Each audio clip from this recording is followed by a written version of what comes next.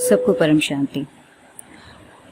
तो अब हम ये देखते हैं कि हम इन द रियलिटी कोई भी ह्यूमन वो क्या है, वो किससे मिलकर बना है।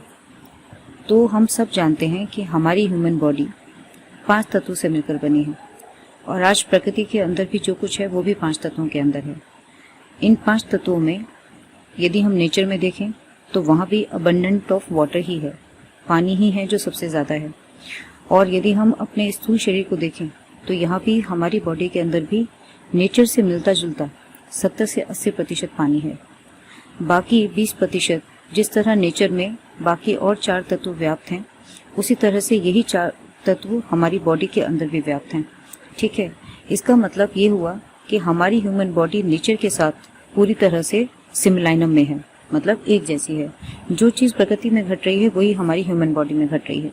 मतलब क्या, अब यदि हम इन 5 तत्वों को हमारे शरीर के अंदर, यदि ये 5 तत्व बैलेंस है, बैलेंस मतलब जिन्हें जिस प्रोपोर्शन में होना चाहिए, बैलेंस का मतलब हमें समझना पड़ेगा, है ना। बैलेंस का मतलब क्या, पानी को तो हम अपने शरीर से कम या ज़्यादा खुद नहीं कर रहे, ठीक, लेकिन पानी अपने आप ही कम और ज़्यादा होता है।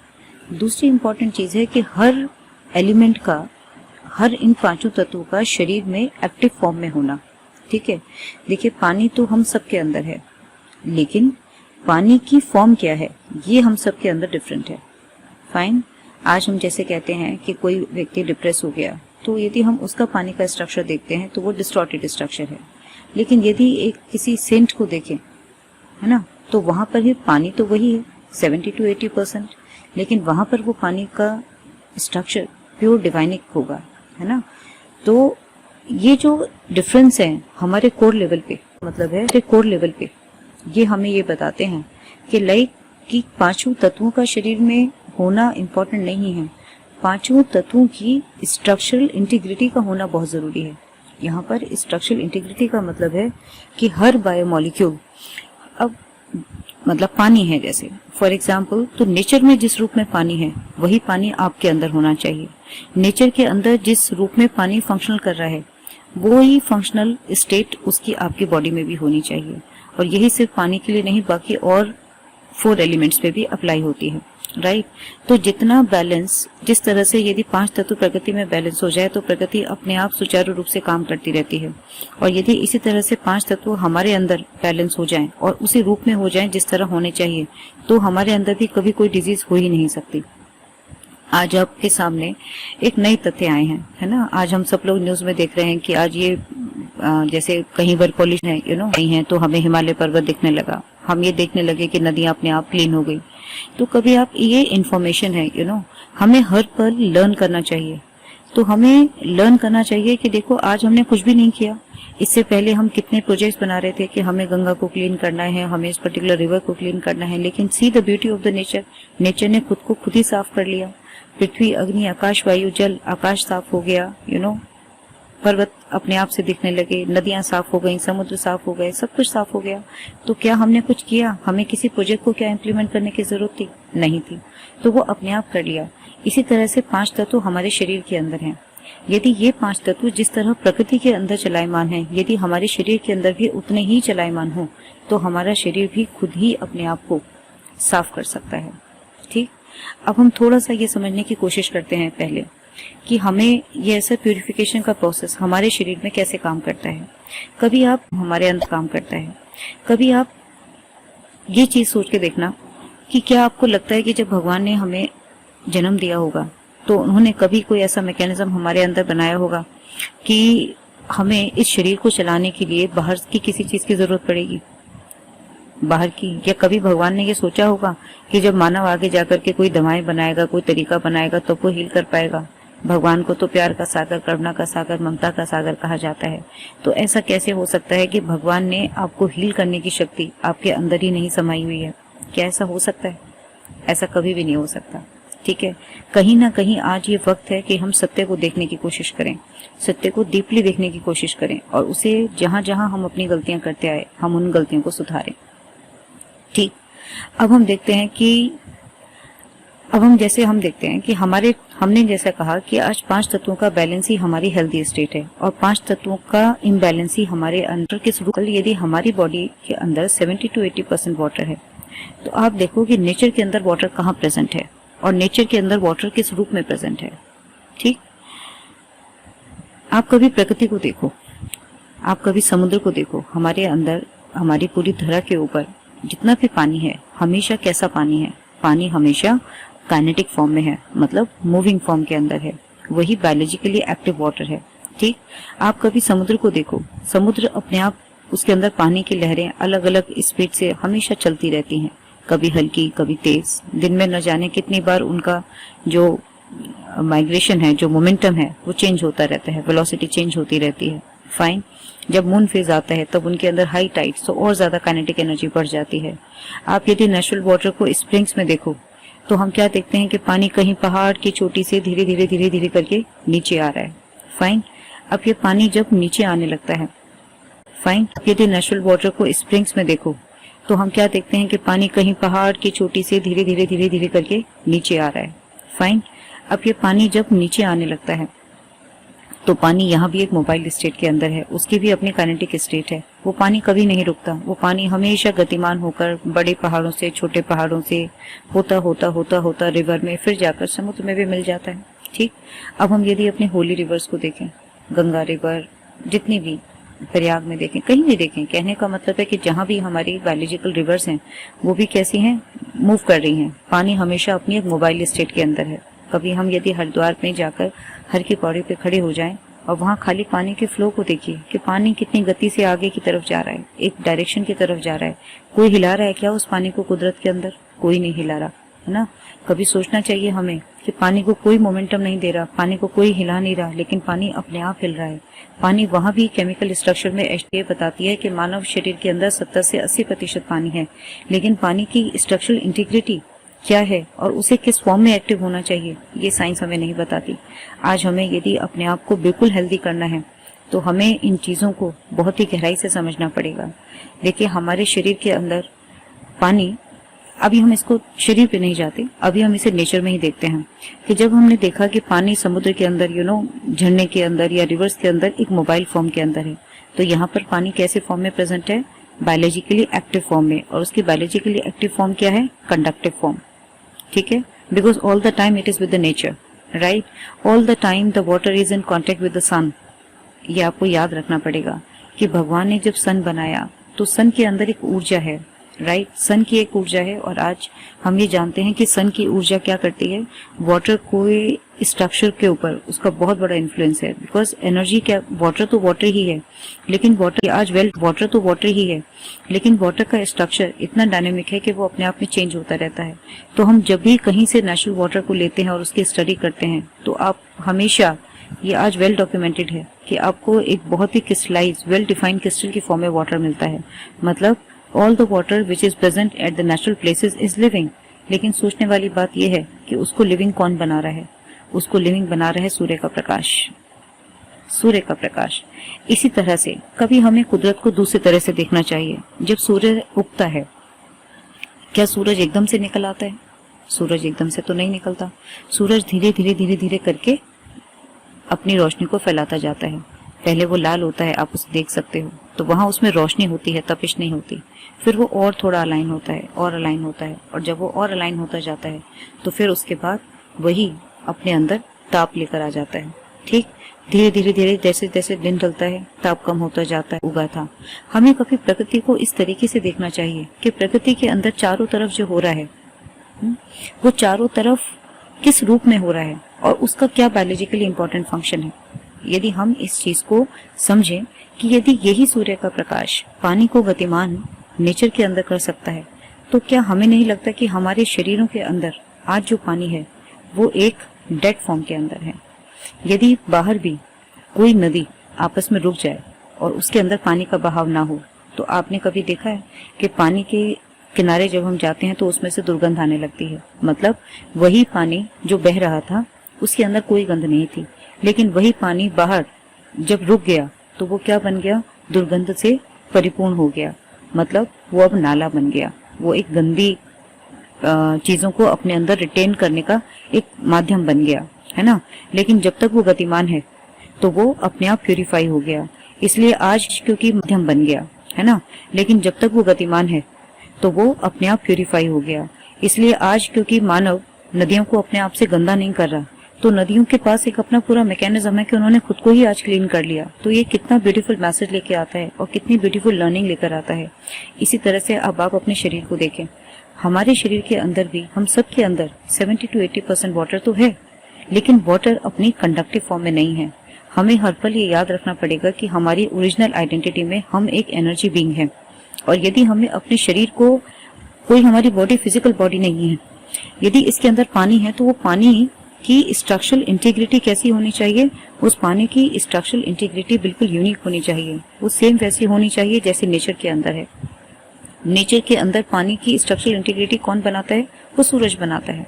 तो आपको भी क्या करना चाहिए, नेचर ने आपको भी वो सन दिया, लेकिन आज हमने अपनी बॉडी को कंडक्टिव से रिलेटेड बना दे, मतलब एनर्जी है तो एनर्जी के अंदर अपना एक काइनेटिक स्टेट, मतलब मूविंग स्टेट मेंटेन होनी चाहिए, एक्टिविटी होनी चाहिए, right. Body is meant for that. But हम यदि इसको सप्रेस करके इंसुलेटेड बना देंगे, तो जिस एनर्जी को फ्लो होना है यदि हम उस एनर्जी को रोक देंगे, तो आपको नहीं लगता कि आपकी यही बॉडी जो आपके शरीर से टॉक्सिन को रिमूव करने का काम करती है, वही आपके शरीर के अंदर टॉक्सिन को एक्यूमुलेट करना शुरू कर देगी। जिस तरह पानी जब बाहर रुक जाता है और वो नाला बन जाता है, उसी तरह से यदि आपके शरीर के अंदर ब्लड का फ्लो रुक जाए, तो क्या आपको नहीं लगता कि आपके शरीर के अंदर वो आपके बॉडी से में टॉक्सिन को रिटेन करना शुरू कर देगा। जो दुर्गंध बाहर पानी के अंदर से आने लगती है, तो क्या आपने कभी अपने शरीर की दुर्गंध को महसूस किया है? यस, वो शरीर की दुर्गंध आपके अंदर से भी आती है। जो पार्ट, मतलब हम जिस तरीके से भी अपने बॉडी से टॉक्सिन को रिमूव करते हैं, आपको उनके अंदर गंध महसूस होगी। जब आपके शरीर में पसीना आता है ना, पसीने में पसीने तरीके से भी अपने बॉडी से टॉक्सिन को रिमूव करते हैं, आपको उनके अंदर गंध महसूस होगी। जब आपके शरीर में पसीना आता है ना, पसीने के साथ साथ खाली आपके शरीर से पानी नहीं निकलता, और भी बहुत सारे उस पसीने का अपना एक कंपोजिशन है, राइट। उस कंपोजिशन में आपको पता लगता है कि कुछ लोगों के अंदर से बहुत ज्यादा स्मेल आती है। तो वो स्मेल क्या है, वो स्मेल कहाँ से आई? वो स्मेल इसलिए आई क्योंकि आज आपकी बॉडी के अंदर टॉक्सिन्स ऑलरेडी एक्यूमुलेटेड हैं। जब हम और भी बॉडी के जितने भी एक्सक्रीटरी प्रोडक्ट्स हैं, यूरिन है, स्टूल है, इन सब के अंदर से भी स्मेल आती है। तो हमारे को ये पता होना चाहिए कि स्मेल दो तरह से होती है। दो स्मेल, मतलब एक हाई एनर्जी स्मेल, एक लो एनर्जी स्मेल। यदि आपके बॉडी के किसी भी एक्सक्रीशन से, चाहे वो म्यूकस हो, चाहे वो पर्सपिरेशन हो, यूरिन हो, स्टूल हो, कहीं से भी यदि किसी भी तरह की गंध आ रही है, तो आपको ये समझना चाहिए अपनी बॉडी के अंदर कि आपकी बॉडी के अंदर टॉक्सिन्स एक्यूमुलेटेड हैं, राइट। टॉक्सिन्स एक्यूमुलेटेड हैं। वो टॉक्सिन हर पार्ट में को आपके अंदर जो वाटर है, वाटर हमारे शरीर के अंदर, ब्लड ही एक ऐसा टिश्यू है जो सेल के हर पार्ट में है ना। वो एक कैरियर का काम कर रहा है, वही एक ऐसा मॉलिक्यूल है जो शरीर में एक जगह से दूसरी जगह पर चीजों को लेकर जाता है। तो जिस तरह नेचर ने अपनी पूरी प्रकृति के अंदर पानी सबसे ज्यादा है, तो आपके शरीर के अंदर भी पानी सबसे ज्यादा है। नेचर के अंदर पानी कंडक्टिव फॉर्म में है। अंतर सिर्फ इतना है कि हम लोगों ने प्रकृति से हम दूर हो गए, और हमने अपने आप को प्रकृति से क्योंकि दूर कर लिया, तो हमने इस अपने शरीर के पानी को कंडक्टिव से नॉन कंडक्टिव बना दिया। तो जहां बॉडी में यदि वाटर कंडक्टिव होता, ये ब्लड फ्लो कंडक्टिव होता, तो आपके शरीर के हर सेल को, जितने भी आज हम इतने मिलियन ट्रिलियन सेल्स की बात करते हैं, हर सेल को न्यूट्रिएंट अपने आप मिलता रहता। लेकिन यदि पानी रुक गया तो पानी के अंदर बहाव ही नहीं है ना। पानी के अंदर बहाव कौन लेकर आता? पानी के अंदर बहाव लेकर आता पानी का बायोलॉजिकल स्ट्रक्चर। वो बायोलॉजिकल स्ट्रक्चर कौन बनाता? आप, या तो जैसे हम कहते हैं लव, पीस, कंपैशन। तो ये जब हम जैसे इंफॉर्मेशन हम पानी को बाहर देते हैं, जो वाइब्रेशन देते हैं, वो वाइब्रेशन से जब हम पानी पीते हैं तो वो हमारी बॉडी का इंटीग्रल पार्ट बन जाते हैं। आपको एक बात और भी समझनी है, देखिए बाहर की कोई भी फिजिकल चीज में और हमारी ह्यूमन बॉडी में एक डिफरेंस होता है। हमारी ह्यूमन बॉडी में क्या है कि हमारी शरीर बिना खाने के नहीं चलता, है ना। आज की तारीख में सेंट या पुराने जमाने में जब ऋषि मुनि तपस्या करते थे, तो वो प्रकाश पर ही जिंदा रहते थे। वो एक अपने आप में बहुत लंबा टॉपिक हो जाएगा, उस पर कभी और चर्चा करेंगे। लेकिन फिलहाल मुझे इम्यून सिस्टम पे आना है, तो मैं इसलिए उस टॉपिक को यहाँ टच नहीं कर रही हूँ। लेकिन हमें सिर्फ ये समझना है कि हमारे शरीर में बॉडी जो ब्लड है वो एक कंडक्टिव टिश्यू है, और वो जितना ज्यादा कंडक्ट करेगा उतना ही ज्यादा अपने साथ ब्लड का काम ही ये है कि जो आप न्यूट्रिएंट लेते हो उसको एक सेल के भाग से दूसरे भाग में पहुंचाना, और वहां पर जो वेस्ट इकट्ठा हो गया है, जो वेस्ट इशू है, और वो जितना ज्यादा कंडक्ट करेगा उतना ही ज्यादा अपने साथ ब्लड का काम ही ये है कि जो आप न्यूट्रिएंट लेते हो उसको एक सेल के भाग से दूसरे भाग में पहुंचाना, और वहां पर जो वेस्ट इकट्ठा हो गया है उस वेस्ट को वापस लेके आना। बट आप इमेजिन करो कि आपके शरीर में पानी तो है, लेकिन यदि पानी कंडक्टिव ही नहीं है, पानी की अपनी एक स्ट्रक्चरल इंटीग्रिटी ही नहीं है, तो क्या होगा? तो क्या होगा? वो पानी आपके शरीर के अंदर टॉक्सिन्स को एक्यूमुलेट करना शुरू कर देगा, जो रोज डेली आपको बॉडी रिस्पॉन्स देती है। जब आपके शरीर से गंध आती है तो आपके शरीर को बॉडी रिस्पॉन्ड करती है कि ये गंध ही ये पहचान है कि आपके शरीर के अंदर टॉक्सिन्स एक्यूमुलेटेड हैं। आपको सोचना चाहिए कि वो गंध कहाँ से आई। पसीने के अंदर तो हमने तो पानी पीते हैं, पानी में क्या हमने गंदा पानी कभी पिया आज तक? हम तो फिल्टर करके पानी पी रहे हैं, हम तो एक्वापोरिन का पानी पी रहे हैं, तो शरीर के अंदर से ये गंध कहाँ से आने लगी? ये सोचना चाहिए ना हमें। हमारे अंदर हम कोई भी ऐसी चीज नहीं खाते कि जिस जाए, रिमूव करने की बजाय बॉडी ने टॉक्सिन को एक्यूमुलेट करना शुरू कर दिया, और आपका पूरी की पूरी जो ऊर्जा है। अब हम यदि देखें, यदि आज हम किसी नदी के किनारे पे जाएं, है ना, वो नदी के किनारे पे पानी रुका हुआ है, हम यदि उसे 1 महीने के बाद देखें तो हम देखेंगे उसकी सतह पर हल्की सी गंदगी है। हम उसे 2 महीने बाद देखें और ज्यादा गंदगी है, हम कुछ महीने बाद देखें और ज्यादा गंदगी होगी, और 1 साल के बाद शायद उसी रुके पानी का हाल वो होगा कि हम उसके पास जाने भी पसंद नहीं करेंगे, हमें इतनी दुर्गंध आ रही होगी कि हम दूर से ही आ जाएंगे, है ना। इसी तरह से यदि आप अपनी बॉडी का ध्यान नहीं रखते, आप यदि अपने बॉडी को नॉन कंडक्टिव स्टेट में लॉन्ग टर्म के लिए रखते हैं, तो पहले आपकी बॉडी के अंदर ही कम टॉक्सिन, फिर ज्यादा टॉक्सिन, फिर ज्यादा टॉक्सिन, फिर ज्यादा टॉक्सिन, इसी तरह से टॉक्सिन टॉक्सिन टॉक्सिन एक्यूमुलेट होते चले जाते हैं, और आपकी पूरे का पूरा जो इनर एनर्जी थर्मोडायनेमिक्स है वो एक ऐसे रूप में इंटर कन्वर्ट हो जाता है कि अब आप बस बिस्तर पे पड़ने वाले एक इंसान बन के बिस्तर पे पड़ने वाले एक इंसान बन के रह जाते हो। आपके शरीर में यदि ताकत ही नहीं है उठने की, आपका मन ही नहीं करता कि मैं उठ के कुछ काम करूं, तो आप समझ लीजिए कि आपकी बॉडी कंडक्टिव नहीं, आपकी बॉडी इंसुलेटेड है, ठीक है। लेकिन अब हम क्या कर सकते हैं? इसको करने का एक बहुत ही सिंपल तरीका है, बहुत ही सिंपल तरीका, और मैं इसको लास्ट वाले वीडियो में इन सब चीजों को आपकी एक बेटर अंडरस्टैंडिंग के लिए कोरिलेट करूंगी। देखिए, नेचर के अंदर पानी कंडक्टिव फॉर्म में है, लेकिन कंडक्टिव उसको बनाता है सूर्य का प्रकाश, ठीक। जब चंद्रमा आता है तो चंद्रमा का प्रकाश भी उसको कंडक्टिव बनाता है। तो हमें ये जरूरत नहीं है देखने की कि आज हमारी साइंस क्या कह रही है, आज न्यूज़पेपर में क्या छपा है ना, आज कौन से एविडेंस आए, हमें क्या जरूरत है।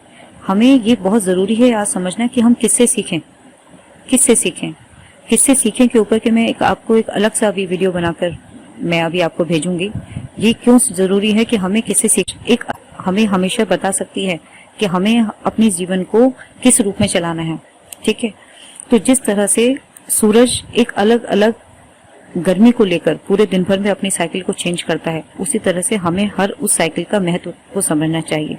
देखिए, सूर्य का प्रकाश भगवान ने सिर्फ नदी के लिए नहीं बनाया, सिर्फ समुद्र के लिए नहीं बनाया, सिर्फ स्प्रिंग के लिए नहीं बनाया, पेड़ पौधों के लिए भी बनाया। पेड़ पौधे का पूरा जीवन वो सन लाइट को अपने अंदर एब्जॉर्ब करके केमिकल एनर्जी में कन्वर्ट करते हैं, वही हमें कार्बोहाइड्रेट देते हैं। हमारा पूरा पोषण जो है वो पेड़ों से आता है। तो यहाँ पर क्या हुआ कि सूर्य का प्रकाश पेड़ों के लिए भी है, फाइन, सूर्य का प्रकाश मानव के लिए भी है, लेकिन मानव को अपना खाना नहीं बनाना, प्लांट्स को अपना खाना बनाना है, ठीक। तो हर ऊर्जा का अपना एक महत्व है। जब सूर्य उगता है उस समय सूरज कम होता है, उसके अंदर रोशनी होती है ना, प्रकाश होता है। तो इंसान तो समय सूरज कम होता है, उसके अंदर रोशनी होती है ना, प्रकाश होता है। तो हर इंसान को क्या करना चाहिए? ये कुदरत की तरफ से दिया हुआ एक ऐसा नायाब तोहफा है जो आपके जीवन को चलाने के लिए बेहद ही जरूरी है। क्यों जरूरी है? क्योंकि जब आप सनलाइट के प्रेजेंस में जाते हो तो हमारे शरीर के अंदर भी वैसे ही ऊर्जा चक्र हैं या एनर्जी का एक मैकेनिज्म है। जैसे हमारे शरीर के पूरे शरीर के अंदर जितने भी सेल्स हैं, हर सेल के अंदर एक ऐसा सेल ऑर्गेनेल है जिसे हम साइंस में बोलते हैं माइटोकॉन्ड्रिया। हिंदी का मुझे नाम नहीं पता, लेकिन हम उसे बोलते हैं माइटोकॉन्ड्रिया। हम उसे, कॉमन आदमी उसे कह सकता है कि हमारे सेल का सूरज, हमारा माइटोकॉन्ड्रिया है, जिसे हम powerhouse of the cell भी कहते हैं। मतलब एक ऐसा सिस्टम भगवान ने आपके शरीर के हर सेल में बनाकर दिया है, जहां आपके शरीर में जो भी आप खाते हो या आत्मा के थ्रू जो भी आपकी एनर्जी है, वो पूरी की पूरी एनर्जी का प्रोडक्शन होता है और वो एनर्जी हर पार्ट में जाती है। ठीक, तो यहाँ पर हमें अपने माइटोकॉन्ड्रिया के अंदर भी अपना एक डीएनए होता है और हमें इस पूरे के पूरे माइटोकॉन्ड्रिया को एक्टिवेट करने के लिए हमें नेचुरल एनर्जी के साथ इंटरकनेक्ट होना चाहिए। ठीक, वो नेचुरल एनर्जी हमें कहाँ से मिलती है? वो नेचुरल एनर्जी मिलती है हमें सन से। तो जब हम अपनी बॉडी को जाकर सूर्य के प्रकाश में पूरी बॉडी को बिल्कुल लाइट, बिल्कुल जितना मतलब मैक्सिमम बॉडी को एक्सपोजर होना चाहिए, हम पूरी बॉडी को आप सनलाइट में अर्ली मॉर्निंग और जब सनसेट होता है अर्ली इवनिंग में, तब आप उसे एक्सपोज कीजिए फ्रॉम बोथ द साइड्स, पूरी बॉडी को आगे से भी, पूरी बॉडी को पीछे से भी। ठीक है, उससे दो काम होंगे। एक तो आपके शरीर में आपका माइटोकॉन्ड्रिया एक्टिव हो जाएगा। याद रखिएगा कि माइटोकॉन्ड्रिया का ही सबसे इंपॉर्टेंट रोल है आपके शरीर में ऊर्जा को बनाना, जिससे आपका शरीर चलता है, और उस ऊर्जा के पूरे मैकेनिज्म को कंट्रोल करना। आई मीन टू से कि all the metabolic pathways are basically regulated by the energy या regulated by the energy only, and natural energy का होना बहुत ही जरूरी है। यदि आप अर्ली मॉर्निंग या इवनिंग के समय करेंगे तो सबसे बेस्ट है, यदि ना कर पाए तो दिन के किसी भी समय में भी कर सकते हैं। ठीक, क्योंकि जैसे जैसे सन बढ़ता जाता है उसकी रेज ना चेंज होती रहती हैं, तो हर एनर्जी बीम का अपना एक इम्पैक्ट है। तो ये पॉसिबल हो सकता है शायद कि नेचर ने जब सूरज धीरे धीरे उगता है तो शायद वो मानव के लिए बनाए हो, और उसके बाद बढ़ने वाली ऊर्जा भगवान ने प्रकृति के लिए, प्लांट पौधों के लिए बनाई हो, और फिर उसके बाद प्रकृति माँ फिर से हमको देती है कि फिर से सनसेट हो रहा है तो फिर से एनर्जी कम हो जाती है। तो दोनों ही समय में हम सूर्य के साथ उनको दर्शन करके, हमारे कहा जाता है ना कि early to bed early to rise, ये सेइंग देखिए कितनी बढ़िया बनी थी। मतलब हमने इनसे सीखा नहीं कि हमें क्या सीखना था। Early to bed early to rise, rise का मतलब ही यही है कि आपको सुबह उठना है।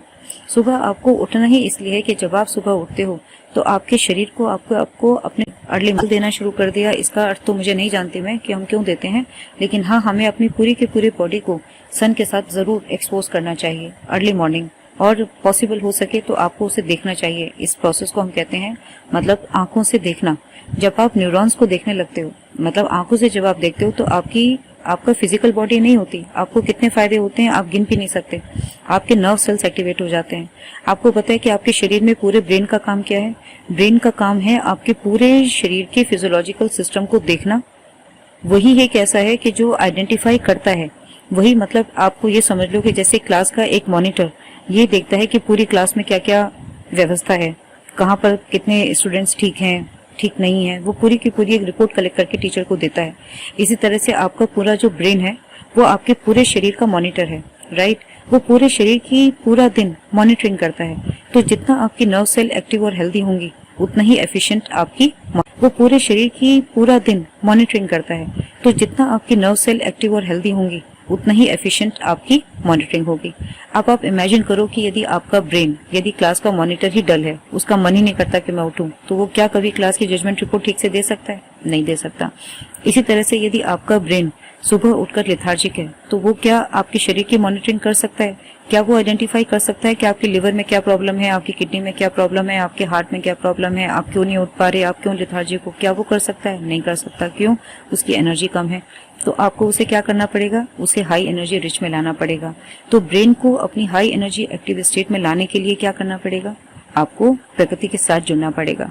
प्रकृति के साथ जुड़ना बहुत ही आसान है। जल्दी से सुबह उठें और सबसे पहले सूर्य भगवान को नमस्कार करें। इसलिए ही हमारी परंपरा के अंदर सूर्य नमस्कार होता था। हमने सिर्फ उसे योग के रूप में देखा, हमने कभी उसकी इम्पोर्टेंस को समझने की कोशिश नहीं करी।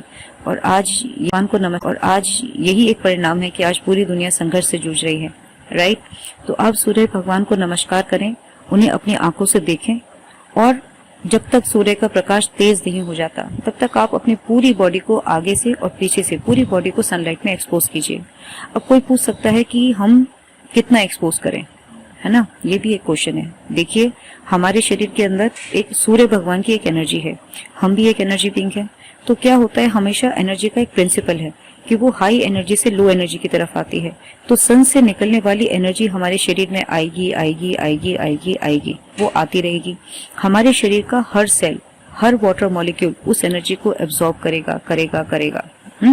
ये पैरामीटर कि मैं आपको कहूं कि आपको 5 मिनट करना है, 10 मिनट करना है, 15 मिनट करना है, ये ठीक पैरामीटर नहीं है। क्यों? क्योंकि हम सबका जो फिजिकल बॉडी है वो अलग अलग है। कोई व्यक्ति बहुत थिन है, ठीक है, कोई छोटा बच्चा है, कोई बहुत ही फैटी है, को हर किलो है, किसी का 30 किलो, किसी का 50 किलो, किसी का 100 किलो, कोई उससे भी ऊपर। तो हर किसी के अंदर अंदर उसके जो बॉडी का फिजिकल पैरामीटर है वो अलग अलग है। लेकिन आपको हर पल नेचर को सैल्यूट करना पड़ेगा कि भगवान ने इतनी अच्छी व्यवस्था हमारे शरीर के अंदर ही दी है कि हम उसे कभी भी नहीं देखते। हमारे शरीर के अंदर ऑटोमेटिक मैकेनिज्म्स हैं। हमें यदि अपने आप को हैप्पी और हेल्दी रखना है तो हमें उन मैकेनिज्म्स के ऊपर जाना पड़ेगा।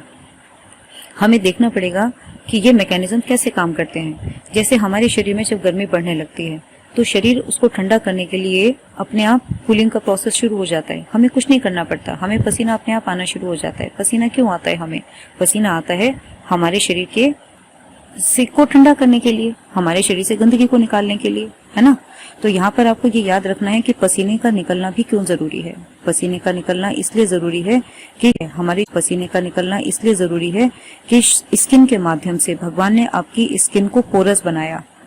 हमारी जो सेल है, हमारी जो पूरी की पूरी बॉडी है, ये पोरस है। पोरस का मतलब इसके अंदर छेद हैं, छिद्र हैं, छोटे छोटे छिद्र हैं। इसीलिए ही शायद भगवान ने पूरे शरीर के ऊपर बालों की रचना की, क्योंकि जहां जहां हर हेयर फॉलिकल है वहां वहां नेचर ने हमें वो ब्लैक कलर देके, है ना, हमें प्रोटेक्ट किया। वहां पर एक मेलानिन पिगमेंट बनाया जिससे हम एक्सेस में यदि सनलाइट लेंगे तो उस सनलाइट का कोई भी एडवर्स इफेक्ट हमारी बॉडी पे ऑटोमेटिकली नहीं आएगा। इसलिए जहां जहां भी हमारी बॉडी के डेलिकेट ऑर्गन्स है, चाहे हमारे हेयर्स हैं, हमारी आईज सेंसिटिव हैं तो आईब्रोज हैं, फाइन।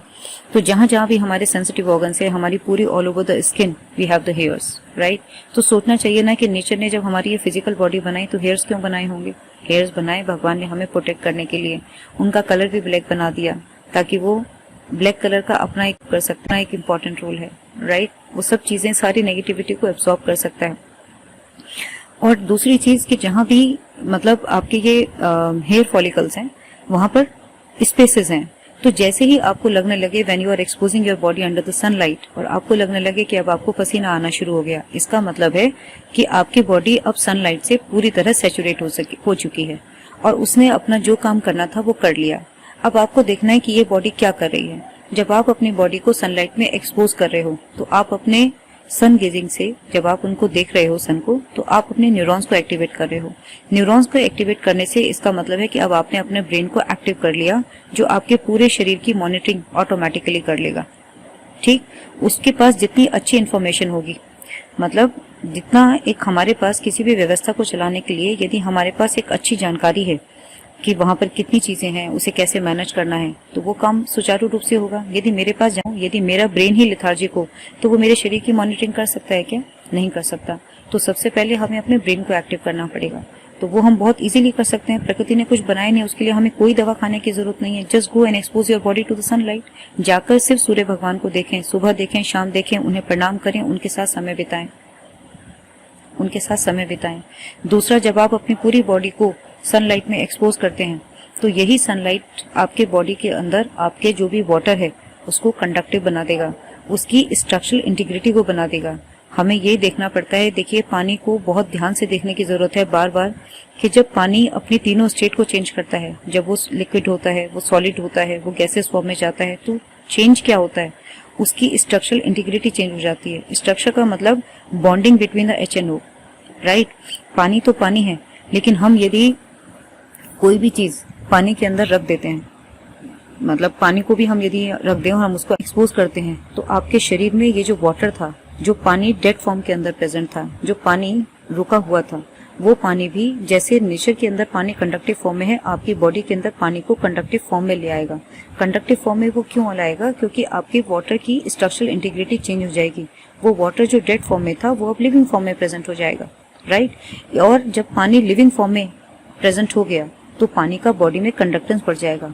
तो मैंने आपको पहले जैसे बताया कि खून का काम क्या है, कि शरीर में न्यूट्रिएंट को एक जगह से दूसरी जगह पर ले जाना और वहां से वेस्ट को लेकर आना, ठीक है। तो जब आप अपनी बॉडी को नेचुरल सनलाइट के अंदर एक्सपोज करोगे, तो वो पानी कंडक्टिव बनेगा। कंडक्टिव बनेगा तब वो जाकर के न्यूट्रिएंट्स को आपके शरीर में एक जगह से दूसरी जगह पर लेकर जाएगा और आपके शरीर से वेस्ट को बाहर निकालेगा। तो पर्सपिरेशन। तो हम क्या कर सकते हैं कि हम जाकर पहले पूरी बॉडी को एक्सपोज करना बहुत ही जरूरी है। दूसरी मोस्ट इंपॉर्टेंट चीज कि जब हम सनलाइट में जाते हैं तो हम ओपन एरिया में जाते हैं, ठीक रहेगा। तो पर्सपिरेशन। तो हम क्या कर सकते हैं कि हम जाकर पहले पूरी बॉडी को एक्सपोज करना बहुत ही जरूरी है। दूसरी मोस्ट इंपॉर्टेंट चीज कि जब हम सनलाइट में जाते हैं तो हम ओपन एरिया में जाते हैं, ठीक। यहाँ पर हम ये कह सकते हैं कि जिस तरह हम पानी से स्नान करते हैं उसी तरह से हमें सूर्य भगवान की तपिश से सबसे पहले स्नान करना चाहिए। दूसरा स्नान हमारा तब हो जाता है कि जब हम अपनी पूरी बॉडी को वायु के साथ, मतलब जो नेचर के अंदर, प्रकृति के अंदर वायु है, उस वायु के साथ अपनी बॉडी को एक्सपोज करें, ठीक है। तो जब आप सन को एक्सपोज करते हो ऑटोमेटिकली आपका वायु का स्नान हो ही जाता है, ठीक। वायु का स्नान का मतलब है कि वायु का आपके शरीर में पेनिट्रेट होना। पानी या वायु दोनों जिस तरह से जिस नेचुरल फॉर्म में बाहर हैं उसी नेचुरल फॉर्म में आपके शरीर में होनी चाहिए, ठीक। आज हम लोगों ने गलतियां क्या करी? आज हम लोगों ने गलतियां ये करी कि पहले हमारे जब हम रहते होंगे, मतलब स्टार्टिंग में या कुछ सालों पहले, हम ना सूती कपड़े पहनते थे, हम खादी पहनते थे, ठीक। एक सिंथेटिक कपड़े को क्या अंतर है? जब आप सूती कपड़े को रखते हो तो सूती कपड़ा सर्दियों में गर्म और गर्मियों में अपने आप ठंडा हो जाता है ना। लेकिन एक सिंथेटिक कपड़ा बिल्कुल उल्टा करता है, वो सर्दियों में ठंडा और गर्मियों के अंदर यदि उसे पहन ले तो आग निकलने लगती है। अब आप ये सोचो कि आपकी बॉडी है पूरी कंडक्टिव, ठीक है, उसकी कंडक्टेंस को मेंटेन करना है। तो उसकी कंडक्टेंस को मेंटेन करने के लिए यदि आप पॉलिएस्टर के कपड़े पहनकर सनलाइट में जाओगे तो क्या वो इफेक्ट करेंगे? वो आपकी बॉडी पे एडवर्स इफेक्ट करेंगे। तो बहुत छोटी छोटी बातों को ध्यान रखना और उनको समझना बहुत ही जरूरी है। आप बिल्कुल सूती कपड़े हल्के पहने, बल्कि पॉलिएस्टर या सिंथेटिक कपड़े अपने जीवन से ही निकाल दीजिए, जीवन से ही निकाल दीजिए। इन कपड़ों की कोई जरूरत नहीं है। आज हमारे सामने जो परेशानियां हमें बहुत बड़ा प्रतिरूप नजर आ रही है ना, वो बेसिकली बड़ा प्रतिरूप है ही नहीं। वो सिर्फ और सिर्फ मैन ने समय के साथ साथ जो अपनी इंटेलेक्ट को यूज किया गलत तरीके से, वो सिर्फ उसका परिणाम है। और आज हम जीवन में कहीं भी खड़े हों, हम वापस अपना उसी जगह पर जा सकते हैं। आप बिल्कुल साधारण कपड़े, बिल्कुल एक सिंपल कपड़े पहनना शुरू करिए, बिल्कुल सूती कपड़े, ठीक। और उन हल्के कपड़ों के साथ जब आप सूर्य भगवान के सामने जाएंगे तो आपको एयर ऑटोमेटिकली मिल रही है, natural air you are getting. और आपके शरीर में, जैसा मैंने बताया कि भगवान ने यदि हमारे शरीर में बालों का निर्माण किया तो कोई कारण होगा कि भगवान ने हमारी ये स्किन जो है ना, ये पोरस बनाई है। इसके हर मतलब पूरी के पूरे शरीर के ऊपर छेद हैं हमारे, राइट। ये छेद क्या कर रहे हैं? ये भी कंडक्टेंस का काम कर रहे हैं। ऑल द टाइम हमारी बॉडी नेचर के साथ कम्युनिकेट करती है, हमें ये बात देखनी होगी। तो जिस तरह से चीजें अंदर से बाहर जाती हैं उसी तरह से बाहर से अंदर भी आती हैं। तो जब आप वायु के अंदर जाते हो तो वायु हमारा शरीर एब्जॉर्ब करता है। आपको ये पता होना चाहिए कि माइटोकॉन्ड्रिया के अंदर एक प्रोसेस होता है, रेस्पिरेशन। हम कहते हैं ना, हम सांस ले रहे हैं, हम सांस छोड़ रहे हैं।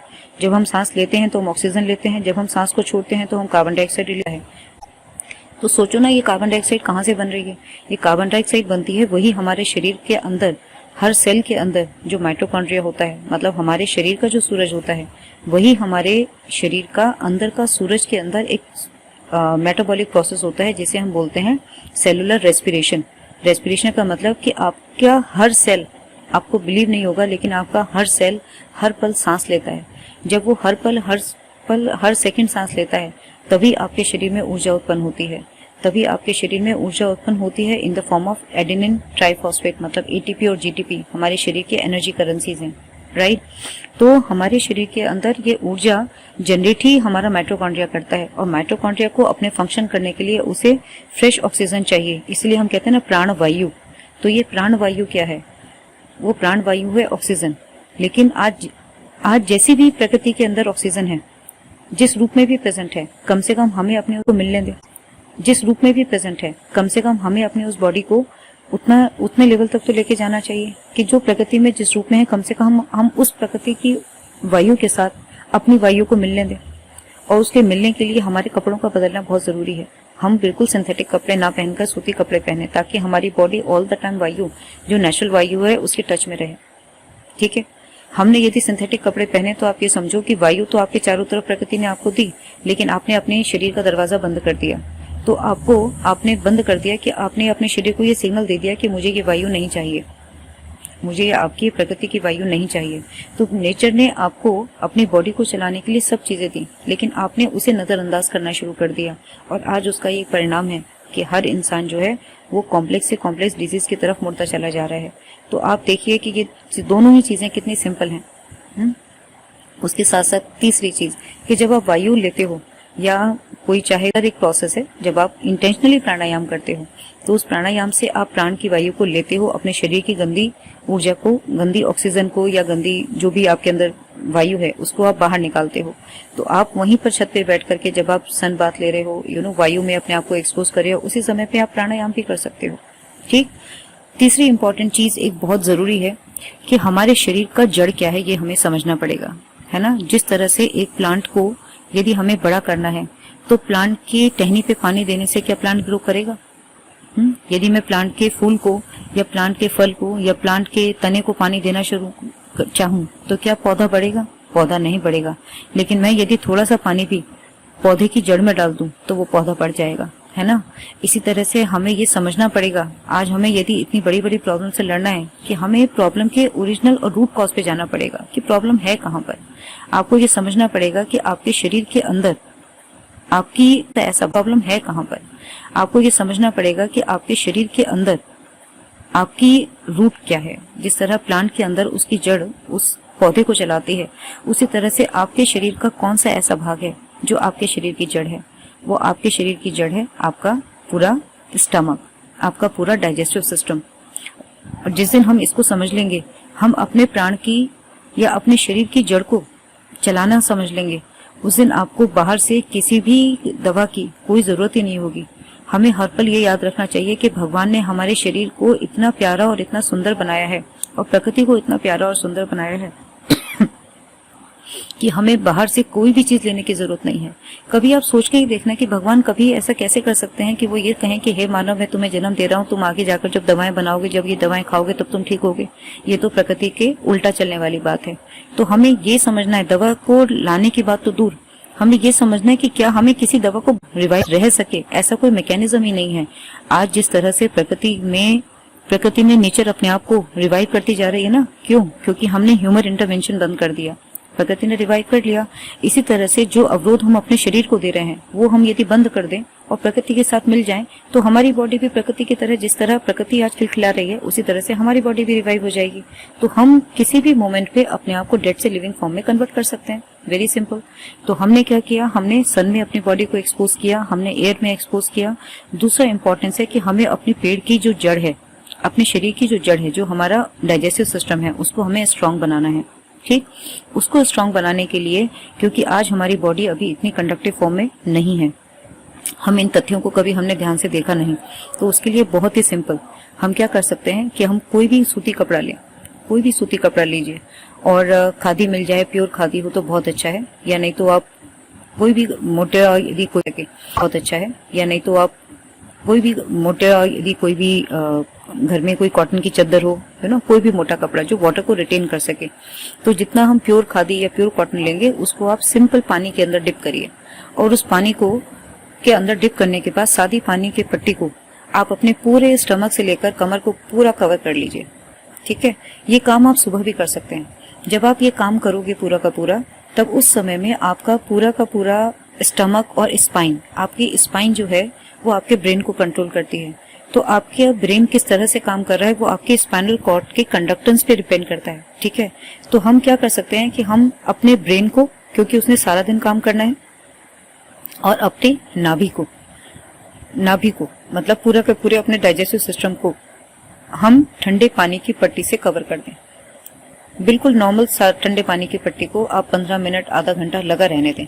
बल्कि आप इन सुबह सुबह उठकर उसने पिए। तो हर कोई इंसान आज ऐसा है कि जो सड़क पे भी सो रहा है, उसके पास भी ये तीनों चीजें अवेलेबल हैं, वो बहुत आराम से कर सकता है। जो भाई बहन अपने घर में रह रहे हैं, हर इंसान के पास छत है। ठीक है। छत नहीं है तो ग्राउंड अवेलेबल है। प्रकृति आपके पास हर रूप में अवेलेबल है। उसने कुछ भी आपसे नहीं मतलब छुपा के रखा, सिर्फ आप ही को उसकी अहमियत को समझना है और उसे अपने जीवन में उतारना है। ठीक है। तो आप क्या करें, ठंडे पानी की पट्टी को आप अपने साथ लगा करके सुबह छत पर जाइए। इससे क्या होगा कि आपके अंदर ब्लड का सर्कुलेशन ऑटोमेटिकली बढ़ जाएगा। तो आपने क्या किया आज दिन भर में, अब आप क्या करोगे? देखिए, जब आप सुबह दिन भर में उठे तो अब आपने सुबह अपने दिन को शुरुआत करनी है, तो सबसे पहले तो अपने आप को एनर्जी से भरपूर करना है ना। फिर हम जाकर जब हमारे शरीर के अंदर ऊर्जा होगी तभी तो हम पूरा एक्टिवली दिन भर में काम कर पाएंगे। तो शरीर को सबसे पहले, हमारी बॉडी कंडक्टिव है तो उसको चार्ज करना है। जिस तरह डिस्चार्ज मोबाइल कोई काम नहीं कर सकता, आप डिस्चार्ज मोबाइल को सारा दिन लेके घूमते रहो, क्या आप किसी से कॉल कर सकते हो? क्या किसी से कॉल कर सकते हो? क्या आप बात कर सकते हो? क्या आप गाने सुन सकते हो? नहीं सुन सकते। इसी तरह से पूरी बॉडी सारा दिन काम करती है। आपको लगता है कि आप यदि उस बैटरी को डिस्चार्ज करके आप भाग भाग के सारा दिन काम कर सकते हो? नहीं कर सकते। तो होता क्या है कि हमारी एनर्जी, हम डिप्लीटेड एनर्जी के साथ ही जीते चले आ रहे हैं, डिप्लीटेड एनर्जी के साथ ही हम जीते चले आ रहे हैं। और यदि हमें अपनी उस एनर्जी को रिवाइव करना है तो हमें इन सब चीजों को बहुत ध्यान से समझकर, इसे आज वो वक्त आ गया है कि हम अपने जीवन में इन सब चीजों को समझें और उसे अपने जीवन की दिनचर्या का एक हिस्सा बना लें, हिस्सा बना लें। तो आप यदि सिर के ऊपर पट्टी ठंडी लगाकर और पेट के ऊपर पट्टी लगा करके जब आप जाएंगे तो आपने क्या किया, इस छोटे से काम में, उस पूरे आधे घंटे के टाइम में आपने अपनी बॉडी में अपनी जड़ को पानी दे दिया। जड़ को पानी देने का मतलब है कि अब आपने अपनी बॉडी को कंडक्टिव बना दिया, है ना। अब आपने अपने सिर को, अपने ब्रेन को कंडक्टिव बना दिया, तो और कर दिया आप ना। अब आपने अपने सिर को, अपने ब्रेन को कंडक्टिव बना दिया, तो और आपने जब सूर्य से प्रकाश लिया तो आपने शरीर को, अपने न्यूरॉन्स को आपने एक्टिव कर दिया, आपने ब्रेन को एक्टिव कर दिया। मतलब जिसने पूरा दिन आपके शरीर को मॉनिटर करना है, आपने उसको एक्टिव कर दिया, राइट। आपने अपने पूरे शरीर का जो बायोलॉजिकल वाटर है, मतलब जो भी वाटर है, आपने उसको एक्टिव फॉर्म में कन्वर्ट कर दिया। अब आप दिन भर में जो भी खाओगे वो तुरंत का तुरंत कंडक्टिव होता रहेगा, यू नो। और देखिए, यही व्यवस्था, मुझे तो लगता है कि भगवान ने जो सूर्य, भगवान के भी दो रूप बनाए कि सूर्य जब उगते हैं तब भी लाल और जब अस्त होते हैं तब भी लाल। तो शायद प्रकृति मानव को यही संदेश देना चाहती है कि जब आप उठते हो तब भी अपने आप को चार्ज करो और जब आप शाम को जाते हो तब भी आप चार्ज करो। वो चार्ज करना क्यों जरूरी है? वो चार्ज करना जरूरी है, बहुत जरूरी है। क्यों? क्योंकि दिन भर में आपने जो कुछ भी किया, या दिन भर में आपकी पूरी बॉडी ने जो कुछ भी किया, उससे आपके शरीर में कहीं ना कहीं टॉक्सिन्स रिलीज होते हैं, है ना। अब ठीक, ताकि आपकी बॉडी अब रेस्ट कर सके। रेस्टिंग बहुत जरूरी है, क्योंकि जब बॉडी रेस्ट करती है तब उस समय हमारी बॉडी रिपेयर करती है, ठीक। तो यदि आप यही चार्जिंग एबिलिटी शाम को भी करेंगे, मतलब सुबह तो आपने किया दिन भर को काम करके चलाने के लिए, लेकिन यही चीज यदि आप शाम को भी करेंगे तो आप याद रखिए कि आप अपने बॉडी के रिपेयर मैकेनिज्म को चार्ज कर रहे हैं, उसे आप एक्टिव कर रहे हैं, ठीक है।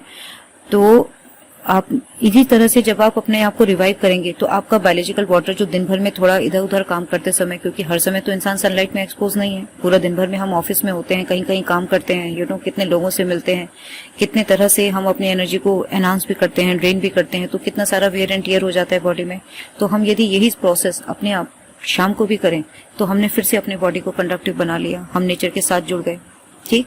और हम, बल्कि आप चाहें और आपको यही चीज आप यदि पार्क में कर रहे हो तो आप मतलब बेयर फुट आप वॉक भी कर सकते हो। इस तरह से पार्क में कर रहे हो तो आप मतलब बेयर फुट आप वॉक भी कर सकते हो जमीन पे। तो उससे क्या होता है कि अर्थ की अपनी एक एनर्जी होती है, क्योंकि अर्थ भी जिस तरह से प्लांट्स, वाटर सब नेचर के साथ जुड़े रहते हैं, उसी तरह से अर्थ भी एक ऐसा एलिमेंट है जो हर समय प्राकृतिक नेचर के साथ, मतलब प्रकृति के साथ हर समय जुड़ा हुआ है।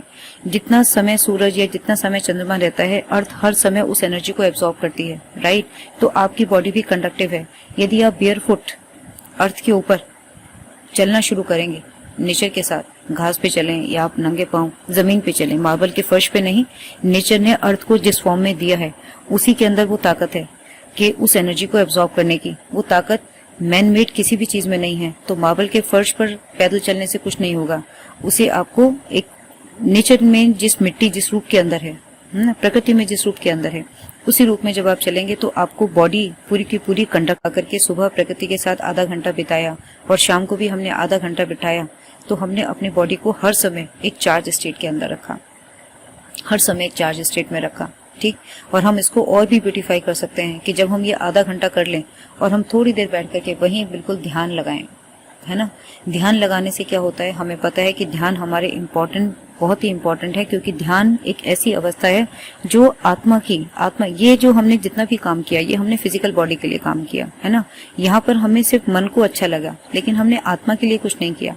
आत्मा को करने के लिए हम वहीं पर बैठ करके थोड़ी देर मेडिटेशन कर सकते हैं। आप 5 मिनट, 10 मिनट, 15 मिनट, आप यदि प्रकृति के साथ आप अपने रूम में बैठकर मेडिटेशन करें, इससे अच्छा आप जाकर छत पर मेडिटेशन करिए। तो जब आप मेडिटेशन करेंगे तो आपको बहुत अच्छा भी लगेगा। जब हवा आपको शरीर पे छूती हुई महसूस होगी, सूर्य का प्रकाश आपको हल्की हल्की मतलब रोशनी के साथ महसूस होगा, तो एक अच्छी फीलिंग के साथ किसी भी चीज के साथ जुड़ने के लिए मन एक अच्छी भाव महसूस होगा, तो एक अच्छी फीलिंग के साथ किसी भी चीज के साथ जुड़ने के लिए मन एक ऐसी चीज है कि मन यदि एक अच्छी भावना से जुड़ जाए, मतलब बाद में आप इमेजिन करो कि आपके पास से कोई दुर्गंध आ रही है, आप मेडिटेशन करने बैठो, आप कर पाओगे? वहां नहीं कर पाओगे। तो एक सतो प्रधान स्थिति में चले जाए ना, हम एक एनर्जी रिच प्लेस पे चले जाएं। वो एनर्जी प्लेस हर किसी के पास है, हर किसी के पास छत है, सिर्फ आपको अपने घर से उठ के जाना ही तो है। आप वहां बैठकर मेडिटेशन भी करिए।